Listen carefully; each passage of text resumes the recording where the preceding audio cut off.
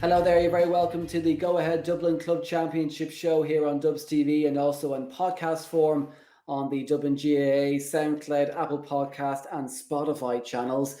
My name is Derek Ryan. Over the next hour or so, we're going to be chatting, looking back on the round one fixtures in the Go Ahead Dublin Senior A Hurling Championship. We'll be joined by former Dublin hurler Dotsy O'Callaghan and the Herald's Conor McKeon to look back on round one in the Go Ahead Dublin Senior A Hurling Championship.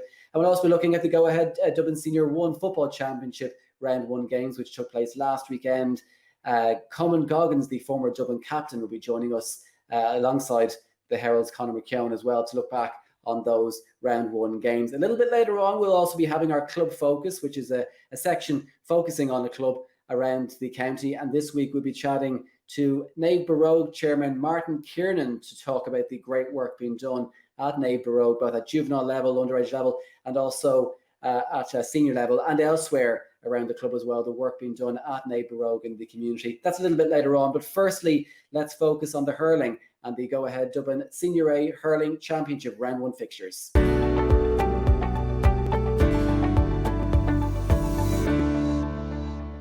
Okay, delighted to be joined by former Dublin hurler Dotsy O'Callaghan and Conor McKeon from the Herald. Thanks for joining us, lads. Hi, Derek. Hi, Derek. Dotsy, you had a nice vantage point on opening night of the Go Ahead Dublin Senior A Hurling Championship. You were co-commentating on Dubs TV for the double header that night, which was Na Fianna's win over Whitehall Colmkill and Ballyboden's win over St Álvaro Plunkett on Roe. I guess two teams in Na Fianna and Ballyboden that a lot of people would have seen as being potential favourites to win the title. What did you make of, I guess, that idea after the two games? Did you see them as being potential title winners? Yeah, I suppose, Derek, you're right there. I think a lot of people will be tipping the two teams as well. I suppose Na Fianna, they performed very well and they were very slick in the first quarter, linking up with each other and creating scores. But Whitehall, in fairness to them, they're down a lot of bodies. They're fairly depleted at the moment, missing some big players as well. So they did battle on. They battled on manfully as well. But obviously, Na Fianna they have a lot of strong players, and they're a team maybe come in the last few years with that underage success as well. So they're pushing hard, and they're on a path, maybe trying to get into a county final and trying to win one as well. So look. They got sloppy throughout that first game. At the first period it was very good, but there was a lot of sloppy moments as well. So they'll have a lot to work on, all right. But they certainly were, impressive in patches as well. And Naomh O'Callaghan as well had the opportunity to throw in a few lads there and give lads opportunities as well. So obviously strengthening the squad and creating that competition for places as well. So look, so they'll be just happy to get the win. But as I said, Whitehall down a lot of bodies as well, and obviously didn't provide that huge of a test for Na Fianna, and there'll be bigger tests ahead for them. Yeah. I guess one of the things last year, Na Fianna were obviously very strong last year as well, and got all the way to the semi-finals. Maybe people might have said that the lack of experience in the semi-final might have cost them. They brought in one of the most experienced players in Dublin hurling and Liam Rush into that setup. A big man to have in the dressing room, if you call it a dressing room, because obviously players aren't allowed in dressing rooms at the moment, but a big man to have around the panel in training and on match days as well. He'll bring a lot to that setup. He will, yeah, and I see his soon-to-be brother-in-law here with us as well. So, how are you, Conor? But so yeah, Liam, look, what a guy to have. What an addition to the Na Fianna squad and the Na Fianna team as well. So he'll slot in there. He's a great guy to have around lads and around the younger players in Na Fianna as well. So he'll slot in there. He was quite effective again. Probably not hugely challenged the last day, but a massive presence for Na Fianna, and he's going to provide a huge solidness there for them at centre back, and really help maybe drive them on, and maybe even push them on to that first county title. Conor, you're more than welcome to criticise Liam as well if you feel you need to. I'm only joking. Won't cause that issues in the family so quickly. But in terms of Ballyboden, then St Enda's, obviously they got to the final last year. New management team this year in Mal Travers and David Curtin in there as well. I guess, Conor, they've had to bring in maybe some youth, and it's a nice blend of youth and experience that Ballybowden, I guess, have now at the moment, in terms of maybe moving this panel on from where it's been the last few years and looking a small bit to the future, but still having the likes of, I think Keane was named on the bench the last day, Paul Ryan came off the bench as well, so still plenty of experience there as well. Yeah, and they're probably the players that will, decide whether Ballybowden have a successful year this year. It's hard to see them going straight from, the last team that won that brilliant championship a couple of years ago into another successful team quite that quickly. But, I saw Keane came off the bench for the Ballybowden footballers again over the weekend. And, if he has one of those years where, like he did sort of phenomenally last year, I think he played 11 weekends in a row between football and hurling, no better boy to do it, but he's still a very, very important player for the Ballybowden hurlers, as is Paul Ryan as well. So it's hard to know where they're going to stack up if they come up against a Crokes or an Afina maybe in a Dublin County semi-final or a final. You'd be looking at players to come through to kind of maybe supplement what they've lost. Even David Curtin was still starting for the team last year in the bigger matches when they came along. So, somebody like Aidan Mellett, who has had a bit of experience at inter-county and poses that goal threat, they're definitely going to have to find a couple of new bits and pieces. But, it's a bit like the Nafina thing. A team can come together very, very quickly. But I suppose we mightn't just be totally familiar with all the components of it just yet. Dotsy, again, you were there for the game of the Bowden Plunkett's game. Plunkett's obviously winning the AHL2 this year. They beat Raheny in the final.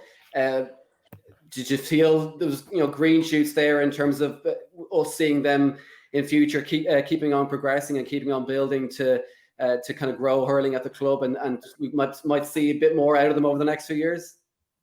I think so, Derek. Yeah, kind of. I know Keith Horgan and Derek Brendan involved and putting in massive work there as well. So we're kind of expecting them to really throw everything at Ballybowden. And in fairness, they didn't back down from the contest either, and they kept at it and kept digging in as well. So they look, as I said, they have a lot of younger lads maybe with underage Dublin development squads the last few years as well. So they're kind of coming up and they're, mingling in with some of the older boys as well. And obviously you've Keane Boland there as well, scored a really cracking goal the last day against Ballybowden, and, took on James Madden and cut inside there and really drove at the Ballybowden defence as well. So look, they have a good mix of players. I suppose they won't be overly disappointed about that result, but they'll certainly want to drive on, and maybe, a massive step for them would be potentially making that quarter-final spot, and getting out of the group. So I mean, that's something for them to really, really target, and it's attainable goal there as well. So they'll be looking to build on that display, and I think what Conor says in regards to Ballybowden, I think ultimately they're trying lads out there as well. But there's no doubt there they'll be needing the Conor Keeneys and the Paul Ryans, I think, to kick on a little bit and to keep progressing in the championship. Conor, I guess one of the when the fixture list was released, the big game of the weekend was the Coola versus Chemical Crokes round 1 tie. Everybody saw that as the game of the weekend. Your reaction to that game, I guess a bit of surprise, the manner or the size of Chemical Crokes' victory, 324 to 18 points win over Coola. They were a Coola team who were without a couple of key players, obviously Cian O'Callaghan out, Conor O'Callaghan out, Mark Shuday, Oisin Goff, for example. Some key players missing in the team, but still a big win for Chemical Crokes. Yeah, there's definitely two elements to that result. The first is Coola. They were without those players, as you said. I'm not sure that Jake Malone played the other night either. And I suppose, like every great team, and they were a great team, there's going to be a natural fall off. If you look at the Coola team, really, Diarmuid O'Flynn and Lee Murphy are the only two players that have kind of come into the All-Ireland winning team and established themselves. Even Colm Cronin, I don't think, played the other night. So, like they were really, really down on, I suppose, their optimum strength. But that's not to take away from Crokes at all, because, they were really good. I mean, Ronan Hayes got 3-4 from play, 3-10 all over. And it was a common theme, actually, I think, across the first round of the Dublin Hurling Championship, was that the players who had played with Dublin this year, you know, Danny Sutcliffe was another one as well, Naomh Barróg, you know, they were just at a different level. You know, it really, really showed that they were playing, you know, at a high level all year and coming into this. But like Crokes have that potential every year. Like it was very familiar performance, and it was very similar to what they did to Ballybowden in the first round of the championship a couple of years ago when Bowden were, I think Bowden went on to win it that year. So, you know, like they are capable of that at all times. Like the Crokes forward line is full of players that are either current Dublin intercounty players or were in the panel at some stage or will be in the panel in the future. Like Dara Purcell is a very obvious candidate to make that step up. So, you know, in terms of strength and depth, you know, Crokes are as good as there are, I think, in this championship. But, you know, for whatever reason, they don't always produce, you know, a full championship campaign of consistency. But if they get that right, you know, they'll go right to the end, I think. Yeah, and I guess that is the thing. Does that result give some teams elsewhere a bit of a glimmer of hope? Because again, Coola are still obviously the favourites, or they were the favourites before the championship started. They still are, so as far as I'm aware, to win the title. Does that give other teams a glimmer of hope, Conor, that they can be beaten? Obviously, they had a poor start last year as well. Poor start by their standards, insofar as a lot of teams kind of felt that they weren't up to the same standards as last year. Then obviously they kicked on as the competition went on and won it in the end. But does that result maybe open up a glimmer of hope for some of the other teams, the likes of Na Fianna, Bowden, Kimmelcook, Crokes, St. Bridget's, maybe even Judes and Lucan, who might look at that and go, this team can be beaten? Oh, yeah, like I wouldn't have them as my favourites for the Dublin Championship this year. Now, I say that with an asterisk, and the asterisk is I wouldn't be sure at what stage those players that you mentioned are going to be back, whether they'll be back in this year's championship. Like they'll almost certainly make the knockout stages, and I suppose once you're there and you're bringing players back, you know, the calibre of players that you mentioned are obviously going to have a huge say in the championship. But I think at this stage, be inclined to back the horse that's going well, you know, and there's no doubt that after the first round, Crokes and Na Fianna are the two teams that look like they were going particularly well. So yeah, like, you know, I know Coola's record over the last few years has been stunning. You know what they've done, not just in Dublin but beyond that as well. And obviously with the new management team and Eddie Brennan, you know, as people in Dublin hurling will know all too well, is a very, very sharp. I suppose he's the coach, but you know he'll obviously have a huge influence on that team. But I suppose to answer your question, it depends on how quickly they can get all those players back, because without them, they're definitely not going to win the championship. Conor mentioned there, Dotsy, that Coola can expect to get out of the group and make the quarterfinals. It is a very difficult group, though, at the same time. You would expect that from Coola, but at the same time, they have St. Bridget's and Thomas Davis in their group as well. Bridget's beating Thomas Davis the last day, which means it is Kimmelcook Crokes versus Bridget's in the next game, and Coola versus Thomas Davis. Coola have to beat Thomas Davis this weekend, and if they do that, they will then have to go and beat Bridget's in the last game, which could be a winner-takes-all tie, depending on how Bridget's versus Crokes goes this weekend. So it's a very difficult group, and certainly won't be a group where they will expect to win both games and comfortably get into the quarterfinals, maybe like they have done in previous years. No, absolutely, and I agree completely with Conor there in regards to Coola. They wouldn't be my favourites either now, to be honest with you. And I just think, obviously these teams are just all geared towards getting out of the group. And, if you're filtering lads back and getting lads back, it changes the whole dynamic there, So they're well experienced at this as well. So they won't be panicking about the loss or anything like that. But, I mean, they'll have potentially, you would imagine they'll be playing they could be playing Bridget's for a quarterfinal spot as well. So Bridget's, we've seen in recent times as well, they've had a run to a county final, so they're not a bad side as well. So if they can pick up a bit of momentum and challenge and if they're on top of their game, they might be in a position maybe where they could even take a scalp there and potentially knock Coola out. So that would be, it's all up for grabs really in that group as well. So it'll be interesting to see how that unfolds. The other game on that Sunday was St. Jude's versus St. Vincent's. And again, Conor, I guess a lot of people would have seen St. Vincent's as the favourite for that game. You mentioned Danny already, and Danny had a brilliant game in that game, Danny Sutcliffe for St. Jude's. getting them, certainly putting them ahead, I think, with a minute to go before they end up winning by 2 in the end. A really good result for St. Jude's, and it really opens up that group as well in terms of potential quarter-finalists. Yeah, and like Jude's were a team last year that struggled. They drew with Fogs in their first game when I think everyone sort of assumed that they'd win that game and coast through. But yeah, Vincent's have been kind of at that level for the last couple of years and have made the knockout stages, but haven't really taken the next step. And they have some very good young hurlers, and like Jude's by comparison, like are a bit more of a solid outfit. But like without any, who I think probably had his finest year for Dublin this year. I wouldn't be surprised if when the All-Star nominations come out that he's the only Dublin player who gets one. But I think he had his best year for Dublin since 2013.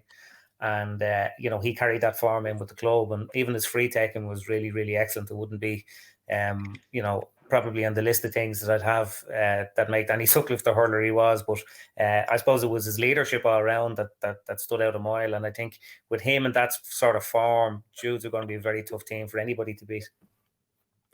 So, not to put you on the spot here, but calling that group 2, Jude's, Vincent's, Lucan. It's Jude's, Lucan this weekend, and Setanta versus St. Vincent's. It's still very much all to play for in that group as well. Yeah, well, I mean, Lucan are, one of the sort of, again, they're the sort of team that you can't ignore. As Crokes found out to their detriment last year, they produced a performance in that semi-final of absolute kind of fury and aggression, and they're capable of doing that. They tend to just maybe fall down a small bit up front. They don't have 2 or 3 players who'll cut loose, but yeah, I mean, I think it'll come down to Jude's. Like, it'll come down to the winner of that game, I would expect. And you're not putting me on the spot, but you are putting me on the spot. Yeah, I don't know. As sort of a part of me just kind of fancies Lucan to win that game, but I mean, that's really being honest, a stab in the dark. I mean, I wouldn't be surprised. Absolutely, would not be surprised if Jude's won it either. Finally, just a quick look at the other results that we haven't mentioned. Ballantyre losing to Craig Kieran, beating Ballantyre 320 to 214, and Fogs beating Scully Connell 122 to 08. Dotsy, you mentioned you have been involved with the underage teams at Ballantyre, St. John's. A lot of good work going on there as well.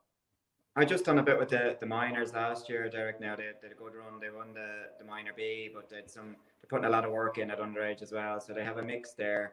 They have some quality kind of players in their mid-20s as well, and some of the lads coming up through minor there as well last year as well. So look, they're probably they're by far from the finished article, but they'll be disappointed with the loss to Craig Kieran. But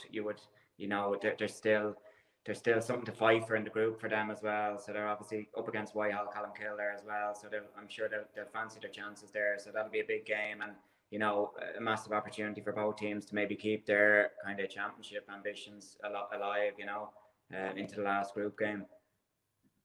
Good stuff. Okay, yeah, thanks a million. Just a quick run through the fixtures. As you mentioned there, it's Ballantyre versus Whitehall, Columkill in Group 1. The other game there, Craig Kieran versus Nafina. Group 4 is Ballybowden St. Enda's versus Fogs. Again, we didn't really mention Fogs, but Ballybowden versus Fogs, and Plunkett's taking on Scully Connell. Group 2, Jude's Lucan, as Conor mentioned, the big one there, and Setanta versus St. Vincent's. And Group 3, again, really tough games. Kimmelcook Crokes versus St. Bridget's. Really big game at Parnell Park on Sunday, and Cool versus Thomas Davis. We have 4 games live on Dubs TV this weekend. It's Craig Kieran versus Nafina, and Ballybowden versus Fogs on Saturday. And on Sunday, it's Kimmelcook Crokes versus St. Bridget's, and Jude's versus Lucan Sarsfield. Very much looking forward to those games. Lads, thanks a million for joining us. Thanks, Derek. And we look forward to some more games this weekend. Conor's staying with us for the football roundup now, coming up after the break.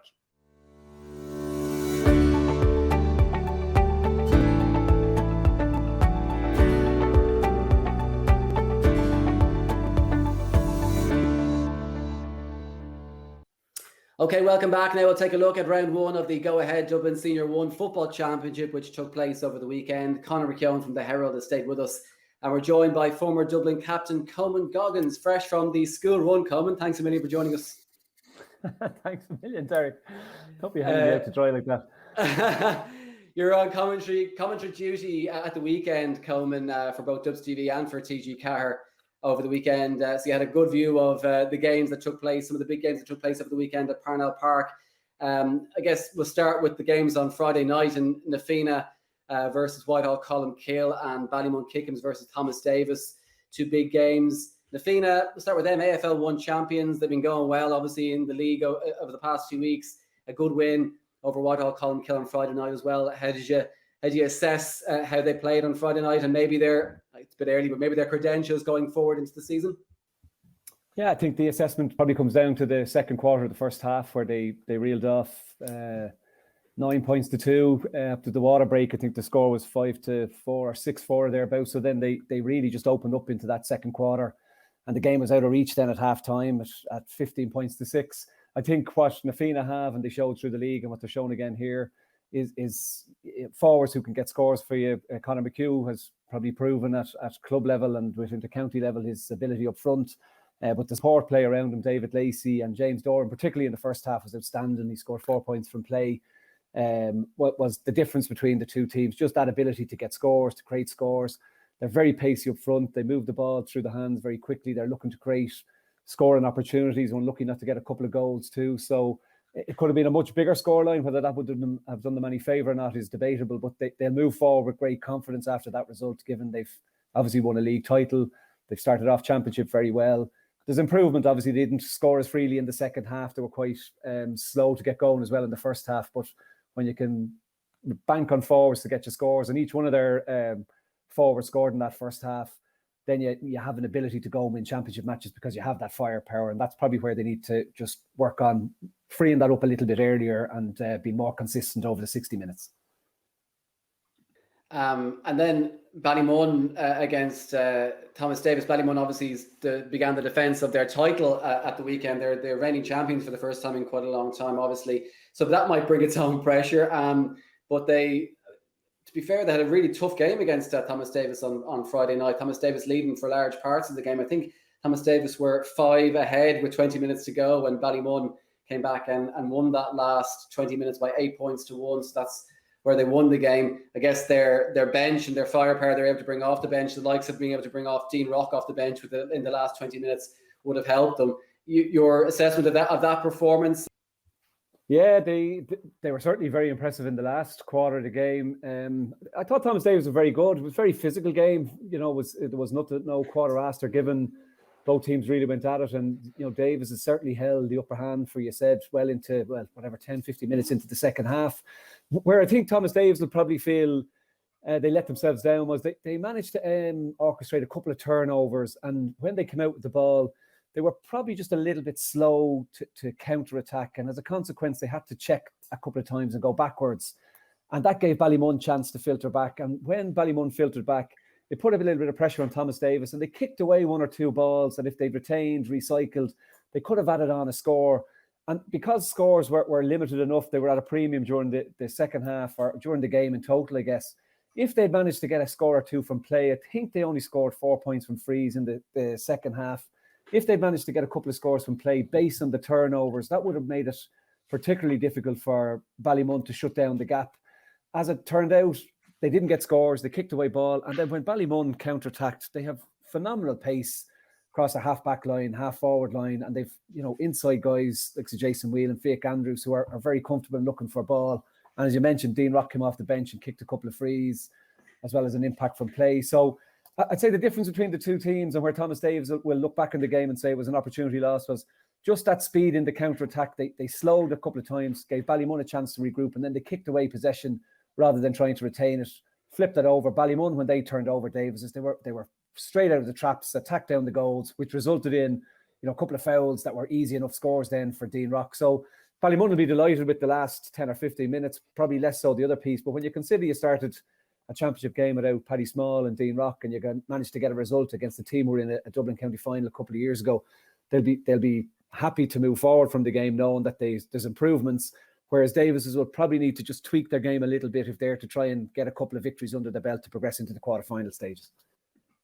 Conor, I guess Ballymun, obviously, like I said, they're defending their titles. The first time they've done that in quite a long time. They've plenty of experience in the panel in terms of guys who have to try and defend the titles. So that shouldn't be too much of an issue when it comes to looking at the likes of James McCarthy, obviously, and people like that, John Small, who are well used to defending big titles on the county stage. They do have the likes of Paddy Small to come back in as well, as Coman mentioned.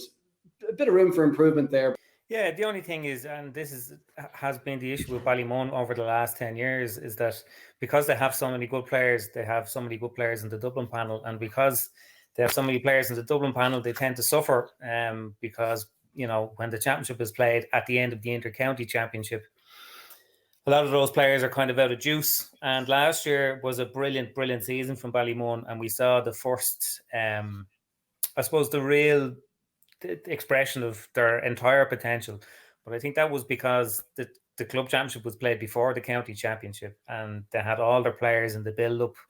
They were all around. There was no, like usually happens, where they might go through the league and then all of a sudden they have to fit 5 or 6 players back into the team in pivotal positions with sort of minimal contact time between all the squads. So I suppose what I'm trying to say is that they're going to suffer from that this year regardless. There's no doubt about it that the players who are involved in Dublin won't have the same, I suppose, energy, if you want to put it like that.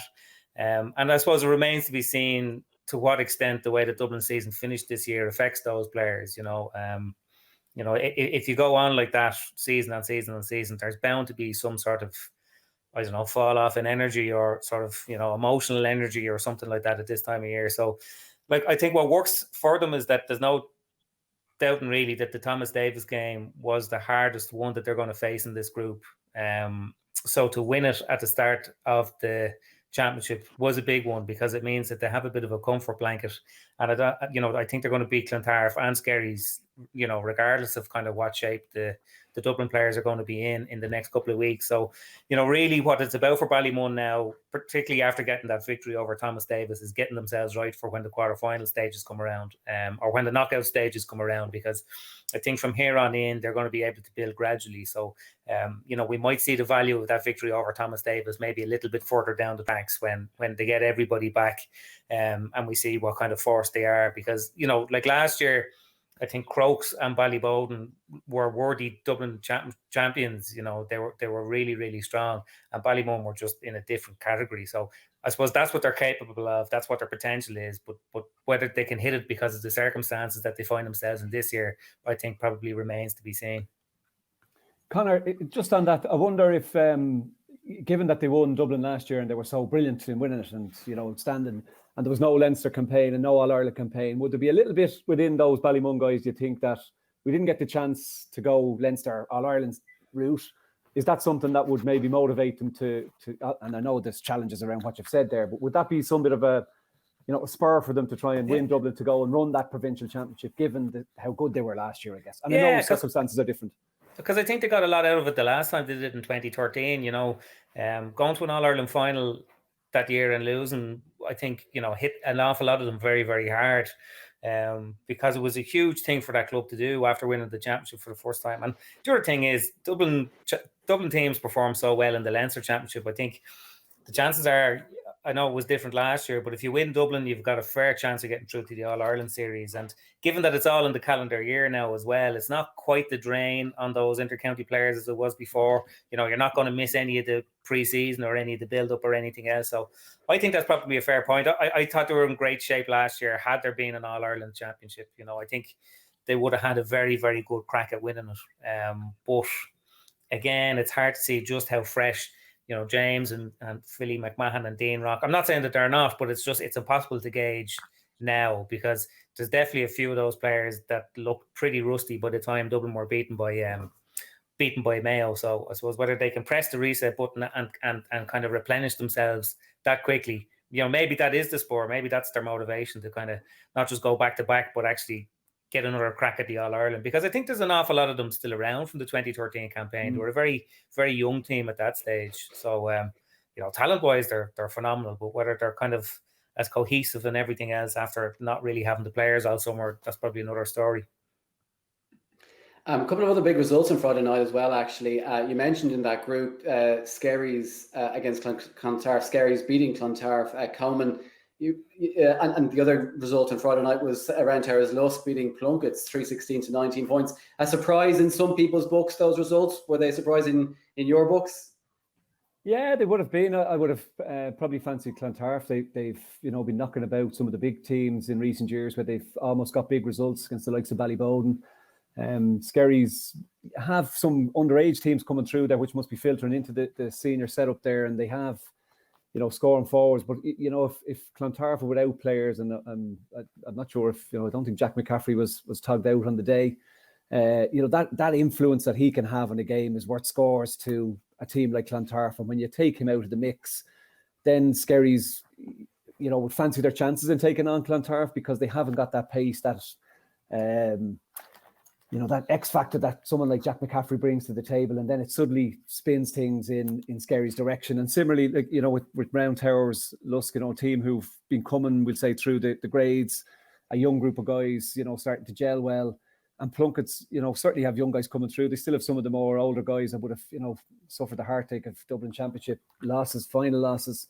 So it was a big result for Round Towers and sets them up nicely for even, will they win a Dublin Championship? Maybe not this year because of the strength of the likes of Ballymuns and Ballybodens. But that type of result starts to breed a bit of confidence into, a young team, starts to breed a belief that there's more to maybe just winning a championship match, that there's potential there to go on and win an A championship. And if they can build on that victory and continue to learn and grow, those type of results can only stand to them as they progress over the next couple of years and grow in maturity, both in football and as young guys coming through into senior football.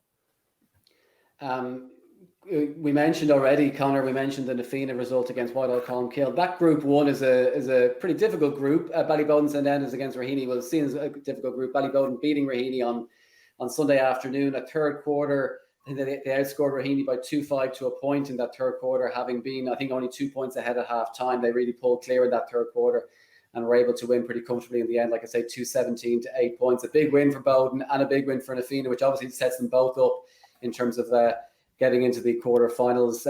You watched the game, I presume, on Sunday. What did you make of Ballyboden's performance? Yeah, they're really, really strong, and they have been for the last 3 or 4 years. And I think there's a great sort of, I suppose, like it helps when you have the same setup effectively. Anthony Rainbow has continued with that squad, and they have built, I suppose, a physically strong team, a physically imposing team, but also a very settled one. There's not a whole pile of change in terms of the personnel. Now, midfield, you just wonder, that they're not quite as imposing with Declan Matty and Michael Darren McCauley in there. So I don't know whether that's going to be an issue, because in the past, they have been able to pin teams in on their kickouts. Remember, they did it to Jude's absolutely brilliantly a couple of years ago in the semi-final. So it'll be interesting to see what happens there. But like, their team is so solid. Like, Warren Egan was excellent the other night. But, at this level, particularly Collie Basquel and Ryan Basquel, like their athleticism and their energy. And I think we spoke about this maybe last year in the Dublin GAA podcast, but their ability to still be going flat out in the last 5 minutes of a high octane game is just so impressive. And a guy I was really impressed with the other day, and I'd be interested to see whether he comes on the radar with Dublin, was Kieran Kennedy. Just a really, really sort of polished performer. So I think like Raheny will definitely be disappointed, because they're a team that a lot of people just expected we're going to become challengers over the next couple of years, particularly with the platform that they get from Fenton and Howard in the middle of the park. But, it hasn't seemed to happen yet. And, I like Ballyboden and Finn would be a huge game, but you would still expect the both to qualify. Yeah, they were very sorry, Derek. They were started the second half there 2-3 in 5 or 6 minutes, and it was game over, lights out. The guy who stood out for me, and I was with TG Carroll, and Warren Egan was obviously awarded the player of the match. But Harry Donaghy, who was playing cornerback, the number 2, took a couple of balls off the line. I've been in Parnell Park a couple of weeks earlier to watch Ballyboden against Ballantyre in a minor A championship final from last year, and he was playing centre back, and he stood out that day. So it's great to see a bit of youth coming back into that Ballyboden team, because they've strength, they've physicality, they've pace, they've got scoring ability, and now you're starting to see some of those younger guys coming in that adds a fresh impetus to it. So, they're a well-rounded team. I think, as Conor touched off, they've had consistency over the last number of years. And that is Ryan and Colin Pascal at that level certainly are score getters for you, Conor mentioned Coman. Conor mentioned, Raheny obviously potentially being challengers in Group 1. Group 2 is another kind of group where you looked at maybe the likes of, it's Crokes, Castleknock, Vincent's and Ballantyre. You looked at maybe especially Castleknock trying to push in and get into the quarterfinals. Out of a tough group with Kilmacud and St. Vincent's as well. Crokes against Castleknock on Sunday afternoon. Crokes winning by 218 to 112. Disappointing for Castleknock. Is there, can they go on, from this result and kick on? Vincent's obviously beating Ballantyre, St. John's, and the other game would put Vincent's and Crokes in pole position to qualify from the group. Yeah, it would. I'm not sure how well Vincent's are going at the moment. There's probably growth in them or improvement over the course of the championship round. So if there's a match that maybe Castleknock are looking to try and hone in on in terms of trying to get promoted or not promoted, but out into the quarterfinals, it's probably that Vincent's game. Ballantyre have struggled to find any little bit of form through the league. Beaten by Vincent's, they'll come up against Castleknock probably next day out in terms of their second round game, and while they'll Ballantyre would fancy a cut off Castleknock, the little bit of quality that someone like Kieran Kilkenny brings to the setup might just tilt the balance their favour. The Crokes and Vincent's game, given how well Kilmacud are playing and Paul Mannion probably fresh, the fact that he wasn't involved with the senior inter-county team, the threat that they have from an attacking point of view, you might lean their direction. So then the crunch game comes down to that Castleknock Vincent's game in the last round of it. Now I know we're jumping ahead the gun here and there's no fixtures or results from round 2 yet. But I guess if you're trying to plot your path, that's probably the way that it's been looked at from a Castleknock point of view, to recover, get a result against Ballantyre, and then put yourself in a position for a shootout with Vincent to see if you can maybe grab that second spot. No doubt Vincent's will be thinking similar, that they've got off to a nice start, get out and see if you can get a result in your second game, aware of the fact that you'll have a chance there in the third game of progressing out into the quarterfinals. But like you're talking, Crokes recent winners, Vincent's obviously their pedigree, Castleknock who were in a Dublin County final obviously a couple of years ago, and then Ballantyre are probably a level behind that a little bit, working towards trying to catch up, and younger guys coming through that'll hopefully supplement the team. But you'd probably look at Crokes, Vincent's, and then can Castleknock maybe crash the party with the last game. Conor, Kilmacud Crokes potential, going forward, how do you see them as being potential challengers for a title, or having a good campaign at least? Yeah, I think they're in the same boat as Ballybowden, insofar as the recent championship winners. They have an awful lot of quality and they have a very, very settled team. That just there's a lot to be said for having 6 forwards who can score, and they definitely have that. They have firepower. They tend to let the ball in early as well to their forwards. There are teams around that have, good firepower, but mind the ball a little bit more. And when Crokes are on song, they're a very, very difficult team to mark, for the simple fact that they keep, players up front. And, even if you're doing defensive matchups and, you're coming through the Crokes forwards, even their 5th or 6th best forwards, as you might judge them to be, is a really, really strong player that needs to be closed down. And when they won the championship a couple of years ago, that was a real feature of the thing. If it wasn't Hugh Kenny, it was Paul Mannion. If it wasn't Paul Mannion, it was Darren Mullen. They have a bit of everything up front, and they have serious variety up there. So, to me, they're serious candidates. Castleknock are a really strong team. I was only looking at the team sheet the other day, and it's been very, very solid and very, very consistent for the past couple of years.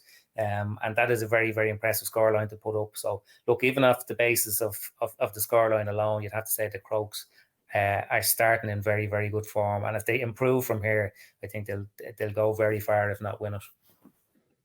And Coman, the final result, the final game that we haven't really spoken about is Judes against Luke. And Judes have always been consistently maybe challenging in the latter stages of the competition for the last number of years. They drew against Lucan at the weekend. It's still probably expecting to get out of the group with Renter's, Lusk, obviously, and Plunkett's the other 2 teams in the group. Yeah, I think they have that consistency in their team that always gives them the opportunity to get to quarterfinals, semi-finals. I think where ultimately they get let down when it comes to the bigger games, and Conor touched on it there, when you're coming up against teams that have 4, 5, 6 forwards that can score, sometimes Judes are over-reliant on Kevin McMenamin creating and delivering scores for you. So they probably need to add some attacking prowess that allows them not be as reliant on Kevin McMenamin and have others to take up the slack when maybe he's been marked out of a game or whatever. Defensively, they're usually very strong. They'll be competitive around the middle of the field. They can frustrate teams and bring them right down and slow the game down. I think just where to get over the line and, win a Dublin Championship, they probably just need a little bit of extra quality up front. Are they good enough to get to quarterfinals, semi-finals? I would say yes. Are they good enough to win it without the attacking potential that your Crokes, your Ballybowdens, the Fiannas, Ballymun have? That's where they just sometimes become unstuck when it gets to the last couple of games of it.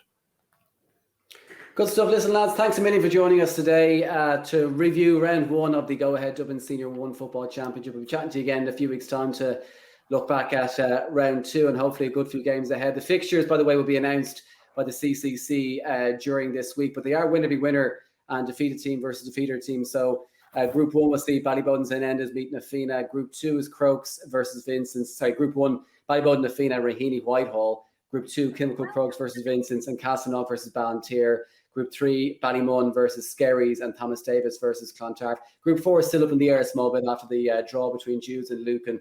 So the one team will face Renter's Lusk and the other will face Plunkett's. Like I said, those fixtures out this week. Thanks a million for joining us, lads, and chat to you again soon. Cheers, Derek. Thanks, Derek.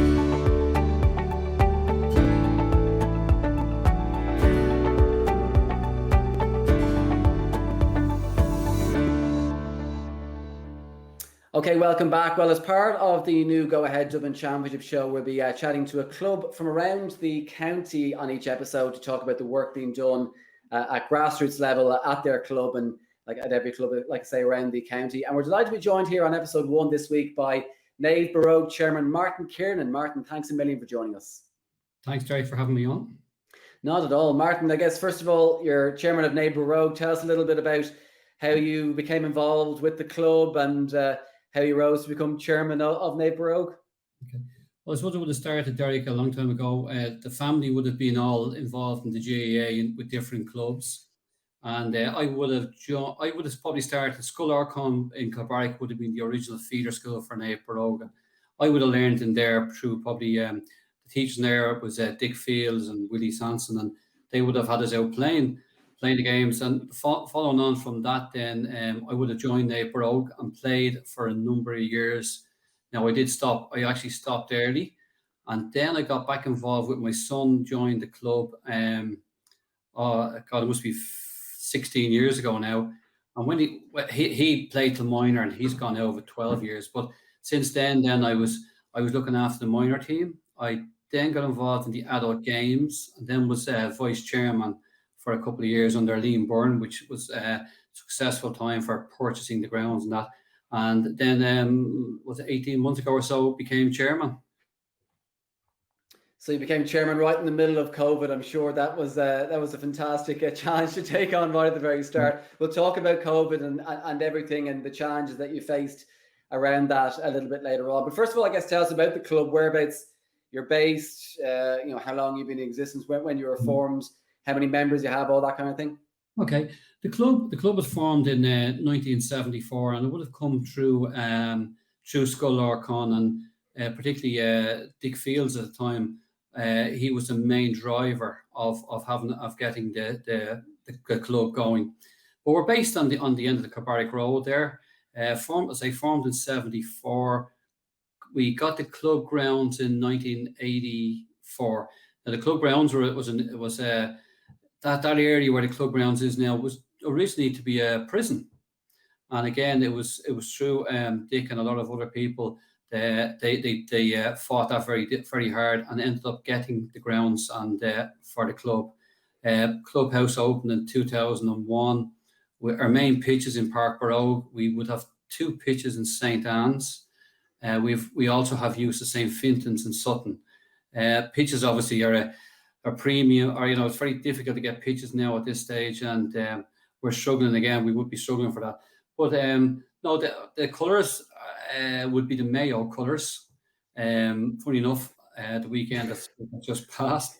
But on top of that, that all came from the first principal of Scoil Orcon was a Mayo man. Hence the colours came from there.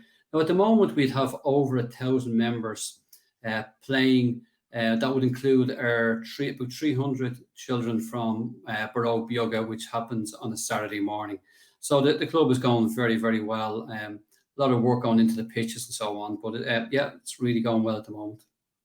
And plenty of work going into, you mentioned Barróg Bioga, plenty of work going into the juvenile levels, the academies, summer camps, all that kind of thing around the club as well, which I guess is the next generation of Naomh Barróg players, Naomh Barróg chairman maybe, and women in the future as well. Yeah, we started. I suppose we've done some work with it. It's been very difficult with COVID, but we've done some work with the schools just prior to the summer holidays. So, like some of our main feeder school was Scoil which is now Scoilone, St. Benedict's there as well, and the numbers have gone from possibly 1,000 students when I was there to 150 students now. So we've got a wider spread. We've got two schools in Bayside, Gael School Mead in Cabarrick as well, and we've got North Bay in Cabarrick. So we've done an awful lot of work, and we're trying to arrange games between the two schools and in Park Barróg, where we can get the children down to Barróg and get used to being in the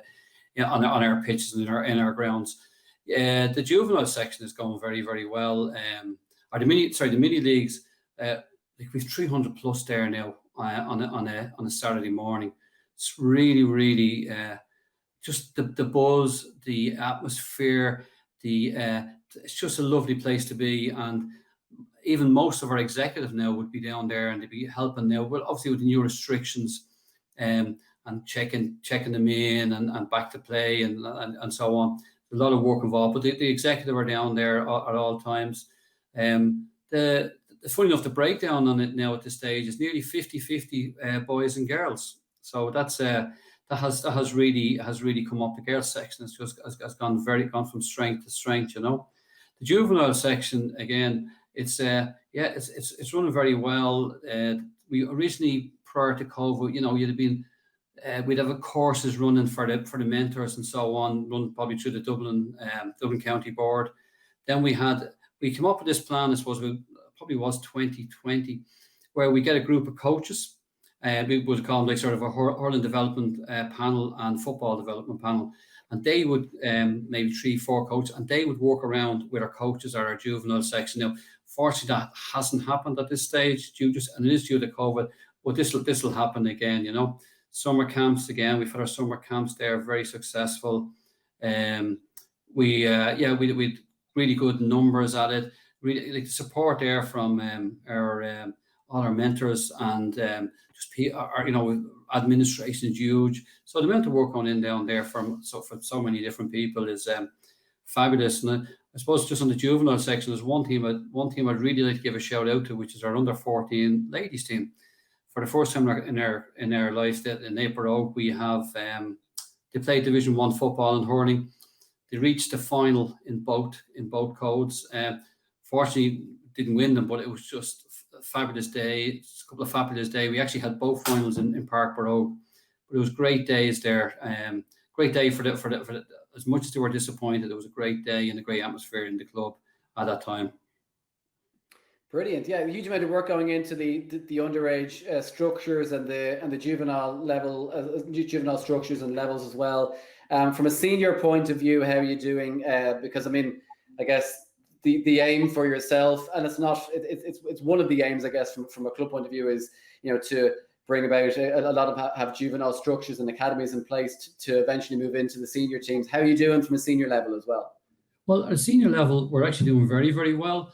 We've a Camogie our Camogie team now. They're in Division 4 at the moment, but they have come up over the last couple of years. From they won Division 5. They won the Junior 2 Championship in 2019. Last year, now that they got to the semi-final of the Junior 1, that because of COVID that didn't take place. So we're hoping that they will. The goal for them was obviously just to get them into intermediate. But like again, and this goes through all our teams. The age profile in the team is 21 years of age. So it's really good. Our football team then again, they were promoted I think 2 years ago. So they're in Division 2. They playing in the intermediate championship. They reached the final of it last year. Unfortunately, Naomh Barróg caught it right at the end. But again, 20, 22, 23 years of age is the age group there. We've 3 teams in adult football. We had 2 minor teams this year, which is new for us. So that's going. That ended up going well. Ladies football, again, Division 3 Intermediate Championship. They're bringing a lot of young players through at the moment. As a ladies section is going very, very, very well. So, and we nearly have a team at every age group in the ladies section now. So, you know, it's really blossoming in that section. Our hurling now is we had a GPO, Martin Nolan, was with us for 16 years now. You probably won't like me saying it, but I know I won't say he was a hurling man, but he certainly brought the hurling on as well in the club. And we're in Division 1. We would have COVID, because no team can go up and down. It sort of allowed us time to settle in that division. We possibly would have struggled if the promotion relegation was there. But again, we played a championship match 2 weeks ago, and like 6 of the backs were all 19 years of age. So again, very young, really bright future. I hope ahead for them. Again, say it's about 21. So again, we've three teams at that in that section. They would be a 3rd team added this year. And again, we 2 minor teams, 1 playing Division 1 this year. So it's really positive stuff now in the overall adult section of the club.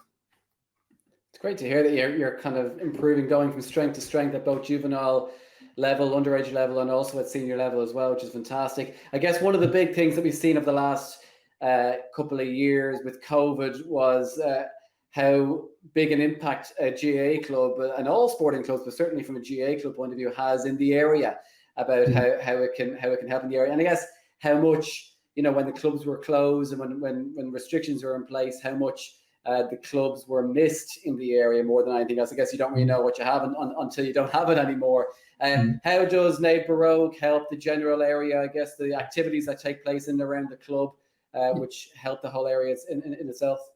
Well, I suppose outside of GAA, like we had a cycle club there that has I think it's about 120 to 130 members. And this was all formed in 2015 when they actually done the big fund drive. We done a 100-kilometer cycle to raise money for the club in the all weather. So that would have started the club off, and they done another fundraiser in 2018, I think. But there's 130. They all wear the club colours, and they're all out there on a Sunday morning going off. And it's just probably ex-players, but just people from the community. We had a walking club then as well that was working quite well.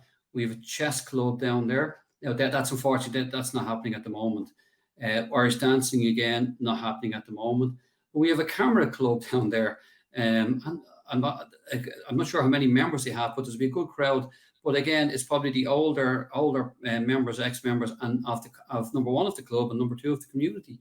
And so they go down and they're there 3 days a week, and their use of our facilities, our televisions, and so on, and so on. But that's just a number of things that we're doing with the locals, and we're in the community at the moment. Yeah, a lot of great work being done in the area.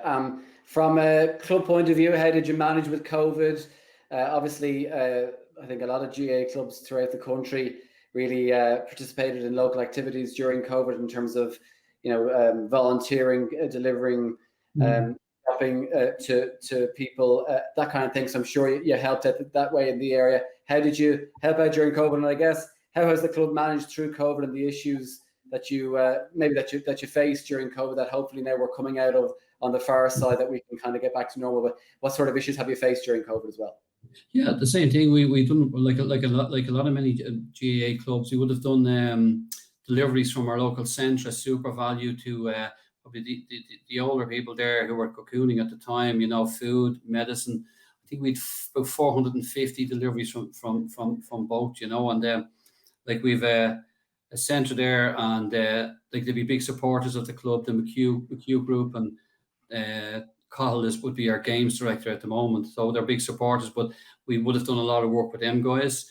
We from a health and well-being initiative, we'd done a walk around the world, and the plan was to walk around the world in 45 days, and it'd be 45,000 kilometers. But it was so successful, and people bought into it at the time. There was so little happening because of COVID. I think people were delighted to get out and have those walks. We had it done in, I think it was 22, 23 days. We then went and we said we'd do it twice, which we did. On the last day, it was amazing because there was some unusual. There was people walking 20 and 25 kilometers on that last day to hit the 90,000, and they achieved it. So we 211 teams and of 718 people. But we had a Facebook page, and but people from all over the world, and it was just lovely in the morning time. You might wake up and see pictures from Australia or from America, from Brazil, you know, and then as the day went on, you'd see them from maybe the UK. There's definitely around Europe, but you also then had like some counties around their own, you know, whether it was Cork or Mayo or wherever.